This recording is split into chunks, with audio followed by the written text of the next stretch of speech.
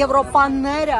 մերժեցին հենց այդ առաջարկներին եւ արդյունքում ունեցանք Արցախի հայաթափում, Արցախում ունեցանք տարածքների կորուստ, այնպես որ պիտի ճիշտ հարաբերություններ կառուցել թե Ռուսաստանի եւ թե մնացած պետությունների հետ։ Հարաբերությունները ինչպես պետք է լինեն, Տիկին Հակոբյան, ձեր պետական մակարդակով ճշգրիտ հարաբերություններ պիտի կառուցել, ոչ թե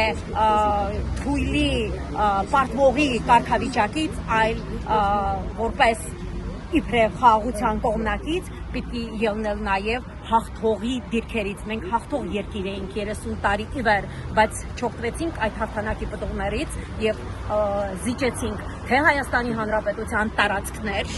թե Արցախի Հանրապետությունը ամբողջությամբ։ Տիկին Հակոբյան, եւ որպես առաքելական եկեղեցու հետևորդ ձեզ մեկ հարց ունեմ վերջին օրերին իշխանությունների կողմից առաքելական եկեղեցու եւ մասնավորապես կաթողիկոսին թիրախավորելու վերաբերյալ նրանք ամեն օր, մասնավորապես Նիկոլ Փաշինյանը հարց է հնչեցնում եւ գրառում կատարում Facebook-յան իր էջին, ասում է ի վերջո ամենայն հայոց կաթողիկոսը խախտել է գուսակցության զավակ ունի թե ոչ։ Սա ինչի մասին է խոսում։ Ճիշտ ասած, այս վերջին օրերի զարգացումները կապված են այն բանի հետ, որ Շվեյցարիայում հենց կաթողիկոսի նախաձեռնությամբ տեղի են ունենում համաժողովներ, որին բարձրացվում է Արցախ հավաքական վերադարձի, Արցախի նյութական եւ հոգեվոր ժառանգության պահպանման, ինչպես նաեւ հայ գերիների վերադարձի հիմնախնդիր եւ ժողովրդի ուշադրությունը այս զարգացումներից շեղելու նպատակով թիրախավորել են նաեւ ամենայն հայոց կաթողիկոսարանը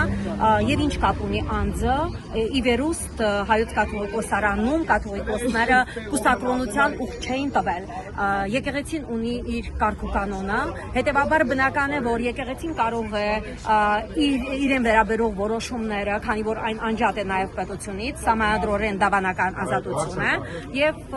պետական մակարդակով եկեղեցին կարող է ինքը որոշել արդյոք խախտում թույլ են տվել թե ոչ եւ ինչ որ մեկը հաղորդում տալու կառավարական մակարդակով դա ճշգրիտ չեմ համարում եւ եթե անգամ ունի իրենք ունեն գերագույն խորհուրդ ինքը պիտի որոշի գերագույն խորհուրդը իրենց ճիշտ է վարվել կաթողիկոսը թե ոչ այնպես որ այս պահին թիրախավորվում է ոչ թե կաթողիկոս անձը այլ առաքելական եկեղեցին եւ մարտահրավեր է ներկում նաեւ ողջ քրիստոնեական աշխարհին ինչ որ անարատ հղության քննարկմամբ որը պիտի մտնի կառավարության նիստի օրակարգ, որը հակասում է համաշխարհային եկեղեցական վարդապետության դոգմատիկ ուսմունքին։